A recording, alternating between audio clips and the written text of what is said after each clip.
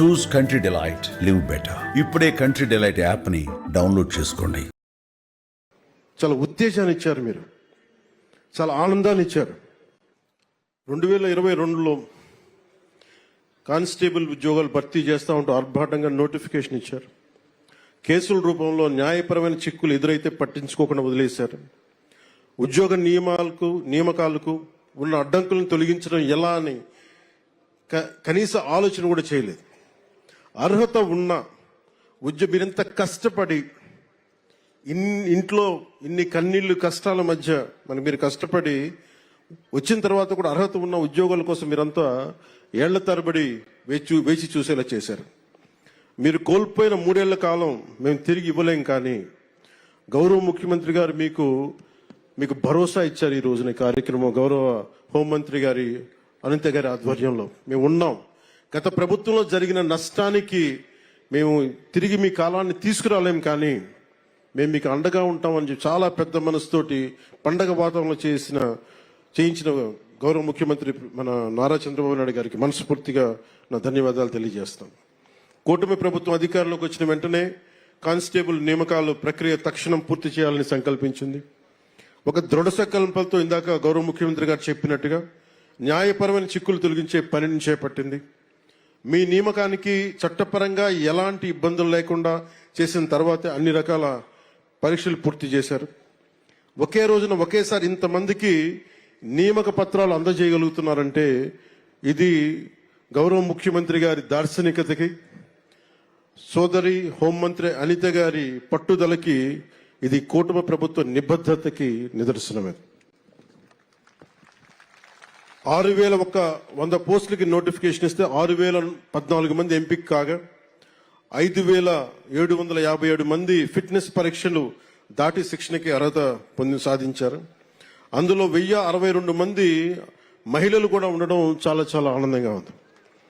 So ముఖ్యంగా మహిళా cadets అందరికీ కూడా నా ప్రత్యేక ధన్యవాదాలు. మీరు ఈరోజు ఎంత ధైర్యం ఇచ్చారంటే అసలు మీ అందరిని ప్రత్యేక సన్మానం చేయాలి. మీ అందరికీ, మీ ఇంట్లో మీ తల్లిదండ్రులకి, మన రాష్ట్ర ప్రజలకు ఎంత ఉత్సాహం ఇచ్చారంటే ఒక్కొక్కరు ఒక ఝాన్సీ రాణుల్లో ఉన్నారు. మీరు అందరూ మాట్లాడుతూ ఉన్నారు. ఈసారి కానిస్టేబుల్ పోస్టులకి ఎంపికైన వారిలో 4,051 మంది, సుమారు 67% మంది ఉన్నత విద్య అభ్యసించిన వారు ఉన్నారు. 810 మంది బీటెక్, ఎంటెక్, బీసీఏ వంటి సాంకేతిక కోర్సులు పూర్తి చేస్తే 2,094 మంది గ్రాడ్యుయేషన్ పూర్తి చేశారు. 314 మంది పీజీ, ప్రొఫెషనల్ కోర్సులు పూర్తి చేసి కానిస్టేబుల్గా ఎంపికయ్యారు. మీ చదువు సమాజానికి ఉపయోగపడాలి. మీ సాంకేతిక నైపుణ్యం సైబర్ నేరాలను అరికట్టడానికి ఉపయోగపడాలి. ఈ నెల 22వ తేదీ నుండి సుమారు 9 నెలల పాటు మీకు నేరాల నియంత్రణ, అంతర్గత భద్రత, cyber securities, state of art technology తదితర అంశాలు శిక్షణ ఇస్తారు. రాష్ట్రంలో ఈ మధ్యకాలంలో కొన్ని ప్రత్యేక తీవ్రవాద జాడలు బయటకు వస్తూ ఉన్నాయి. వాటి మీద కూడా మీరు ఒక దృష్టి పెట్టాలి. గత ప్రభుత్వ హయాంలో క్రికెట్ బెట్టింగ్, గంజాయి, డ్రగ్స్ వాడకం గ్రామ స్థాయికి చేరిపోయింది. ఇది సైబర్ మోసాలు విపరీతం అయిపోయాయి. ఈ మోసాలకి అమాయకులు బలవుతూ స్టేషన్ల చుట్టూ తిరుగుతూ ఉన్నారు. ఇలాంటి సంఘటిత నేరాల నియంత్రణపై దృష్టి సారించాలి. కానిస్టేబుల్సే మన పోలీస్ శాఖకి మూల స్తంభాలు. మీరు లేకపోతే పోలీస్ శాఖ లేదు, మీరు లేకపోతే జీవం లేదు, మీరు లేకపోతే గుండె ధైర్యం లేదు. చాలా మంది ఉన్నతాధికారులు నాతో మాట్లాడుతూ, ముఖ్యంగా గ్రే హౌండ్స్ కానీ మీద యంగ్ కానిస్టేబుల్స్ చూసి చాలా మంది ఉన్నతాధికారులు కొన్ని సంవత్సరాలు నేను చెప్తా ఉంటారు, వాళ్ళని చూస్తే మా కష్టాలన్నీ మర్చిపోతాం, ఒకసారి వాళ్ళు మాకు ధైర్యం ఇస్తారని చెప్పి సందర్భాలు నేను చాలాసార్లు విన్నాను. సో కానిస్టేబుల్ ఉద్యోగం పోలీస్ శాఖకి మూల స్తంభం లాంటిది. సో నా తండ్రి కూడా కానిస్టేబుల్ గానే ఉద్యోగ జీవితాన్ని ప్రారంభించారు. పనిలో నిబద్ధతతో పాటు ఎదగాలన్న కాంక్ష ఆయనలో చాలా బలంగా ఉండేవి. కానిస్టేబుల్ నుంచి ప్రమోషన్స్ తెచ్చుకొని ఒక పోలీస్ అధికారి, ఒక ఏఎస్ఐగా స్థాయికి వచ్చారు. ఆ కానిస్టేబుల్ ఉద్యోగంతోనే మా అందరికీ ఒక జీవితం ఇచ్చారు, మమ్మల్ని చదివించారు. విలువలతో నిండిన ఆయన ప్రస్థానం నుంచి మేము స్ఫూర్తి పొందాం. సో మనకి ఇంత ఇచ్చిన సమాజానికి మేమేం తిరిగి ఇవ్వాలన్న ఆలోచనే నా ప్రభావం ఉంది. వారి ప్రభావంతో ఈ రోజున మేము ఏదైనా నిలబడగలుగుతున్నాం, ప్రజలకు ఏదైనా చేయగలుగుతున్నాం అంటే మీరు గుర్తుపెట్టుకోండి, మీలాగే మా నాన్నగారు కూడా ఒక కానిస్టేబుల్ నుంచి జీవితాన్ని ప్రారంభించి ఆయన స్ఫూర్తే నాకు ఈరోజు మీ ముందుండే అవకాశాన్ని ఇచ్చింది. సో మీలో ఒకటిగానే నేను మాట్లాడుతున్నాను. మీరు ప్రజలకి అండగా ఉండండి, మీకు ప్రభుత్వం అండగా ఉంటుంది. పోలీసు ఉద్యోగం ఎంతో బాధ్యతతో కూడిన ఉద్యోగం. సమాజం పట్ల బాధ్యత, ప్రజలకి సేవ చేయాలన్న బలమైన కాంక్ష ఉన్నవారు మాత్రమే ఈ ఉద్యోగానికి వస్తారు. పోలీసు విధుల్లో క్రమశిక్షణ, నైతిక విలువలు, ప్రజల పట్ల సేవాభావం ముఖ్యం. ప్రజలకు ఎలాంటి ఇబ్బందులు కలిగినా, వారి హక్కులకు భంగం వాటిల్లిన అన్యాయం జరిగిన మొదటి గుర్తొచ్చేది పోలీస్ శాఖ. ఇందాక అనిత గారు చెప్తా, ఒక కానిస్టేబుల్ ఒక కాకి డ్రెస్ కనిపిస్తే ఒక లేని ధైర్యం వస్తుంది ప్రజలకి. సో మీరు వేసుకున్న కాకి సమాజానికి రక్షణ కవచం లాంటిది. సో అందుకని మీరు మీ కాకి దాన్ని ఎక్కడా కూడా దాన్ని తగ్గించకండి. అందుకని దాన్ని దయచేసి దృష్టిలో పెట్టుకొని మీ కాకి ఈ సమాజానికి ఒక రక్షణ కవచం, దాని గౌరవాన్ని నిలబెట్టాలని మనస్ఫూర్తిగా నేను ఆకాంక్షిస్తున్నాను. మీ విధులు ఈ రోజున గౌరవ ముఖ్యమంత్రి గారు కోరుకున్నారు, దాదాపు 15% ఆర్థిక అభివృద్ధి కావాలి అని మా అందరికీ చెప్తా ఉంటారు.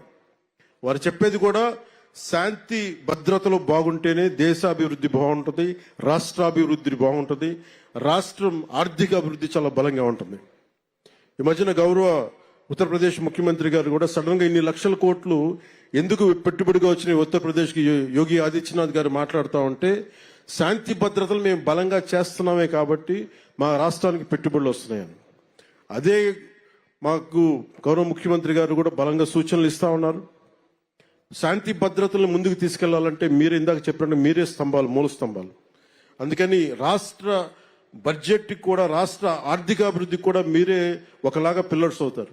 ఎందుకంటే మీరు శాంతి భద్రతలను కనుక మీరు సరిగ్గా పర్యవేక్షించగలిగితే ఈ రాష్ట్ర అభివృద్ధిలో మీరు కూడా చాలా కీలకమైన భాగస్వాములు అవుతారు. నేను ఈ సందర్భంలో మీ దృష్టికి తీసుకొస్తా ఉన్నాను. అలాగే కొన్నిసార్లు పోలీస్ స్టేషన్కి వెళ్తే నాకు న్యాయం జరుగుద్ది అన్న ఒక ఆకాంక్ష అందరికీ ఉంటుంది. ఒకసారి అది కొన్ని సందర్భాల్లో కొంతమంది వ్యక్తులు వ్యక్తిగత ప్రవర్తన కొన్నిసార్లు చెడ్డ పేరు వస్తుంటాయి. దాన్ని దృష్టిలో పెట్టుకొని మీరు మంచి పేరు వచ్చేలా చేయాలి మనస్ఫూర్తిగా కోరుకున్న. అదే సమయంలో విధి నిర్వహణలో ఉన్న అధికారులకి ఎలాంటి ఇబ్బందులు ఎదురైనా ప్రత్యేకించి కూటమి ప్రభుత్వం, గౌరవ ముఖ్యమంత్రి నారా చంద్రబాబు నాయుడు గారి నాయకత్వంలో కూటమి ప్రభుత్వం మీకు అండగా నిలుస్తుంది. ఇటీవల ఒక గౌరవ మాజీ ముఖ్యమంత్రి గారు పోలీసు ఉన్నతాధికారులకు సైతం నేరుగా హెచ్చరికలు జారీ చేస్తా ఉన్నారు. మేము భవిష్యత్తులో వస్తాం, మేము చేస్తామంటే అంటే ఏ స్థాయికి వెళ్ళిపోయారో చూడండి. ప్రభుత్వ పోలీసు ఉన్నతాధికారులను కూడా బెదిరించే స్థాయికి వెళ్ళిపోయారు. ఇలాంటి మారాలి, ఉండాలి అంటే మేమందరం చాలా గట్టిగా ఉన్నాం. అదే స్థానంలో మీ మద్దతు సంపూర్ణంగా కోరుకుంటున్నాం. ఏ అధికారి కూడా, ఏ రాజకీయ నాయకుడు కూడా పోలీస్ అధికారులు కానీ ఒక పోలీస్ కానిస్టేబుల్ దగ్గర నుంచి ఉన్నత పోలీస్ అధికారి వరకు బెదిరిస్తే ఉపేక్షించదు నారా చంద్రబాబు నాయుడు గారి నాయకత్వంలోని కూటమి ప్రభుత్వం. చాలా చాలా బలంగా తీసుకుంటాం, దాన్ని బలహీనంగా తీసుకుంటాం మేము. అంటే ఇచ్చే ప్రతి స్టేట్మెంట్ చాలా it will be keenly observed. అలాగే ఉన్నతాధికారులు కూడా మేము మీకు గైడెన్స్ ఇవ్వాలని మనస్ఫూర్తిగా కోరుకుంటూ, శాంతి భద్రత పరిరక్షణలో మన ఎవరం కూడా ఏ కులంలో పుట్టాలి, ఏ జిల్లాలో పుట్టాలి, ఏ రంగులో పుట్టాలి, ఎంత హైట్లో పుట్టాలి, మన ఎవరికి చాయిస్ లేదు. కానీ ఎలా ప్రవర్తించాలి అన్నది మటుకు మన చాయిస్ ఉంటుంది. మనకి కవి సామ్రాట్ విశ్వనాథ సత్యనారాయణ గారు చెప్పినట్టుగా అన్ని అనర్థాలకి మూలం మానవ ప్రవృత్తి హేతువు కానీ వాని కులం కానీ, మతం కానీ, ప్రాంతం కానీ కాదు. దీన్ని మీరు బలంగా గుండెల్లోకి తీసుకోండి. ఎందుకు చెప్తున్నానంటే, ఇది కూటమి ప్రభుత్వం ప్రజల మాన ప్రాణ సంరక్షణ, శాంతి భద్రతల పరిరక్షణ ప్రాధాన్యత ఇస్తుంది. ముఖ్యంగా మహిళల భద్రత అత్యంత ప్రాధాన్యత ఇస్తున్నాం. శాంతి భద్రతల పరిరక్షణలో తరతమ భేదాలు చూడం, కులం, మతం, ప్రాంతీయత అనే తేడాలు చూడం. కొత్త కానిస్టేబుల్స్ అందరూ కూడా అదే పందాన్ని అనుసరించాలి. మీ ఉద్యోగ జీవితంలో మీరంతా మరింత ఉన్నత శిఖరాలు చేరుకోవాలి మీ అందరికీ తెలియజేసుకుంటూ, నేను I wish you all the best, great future. జై హింద్.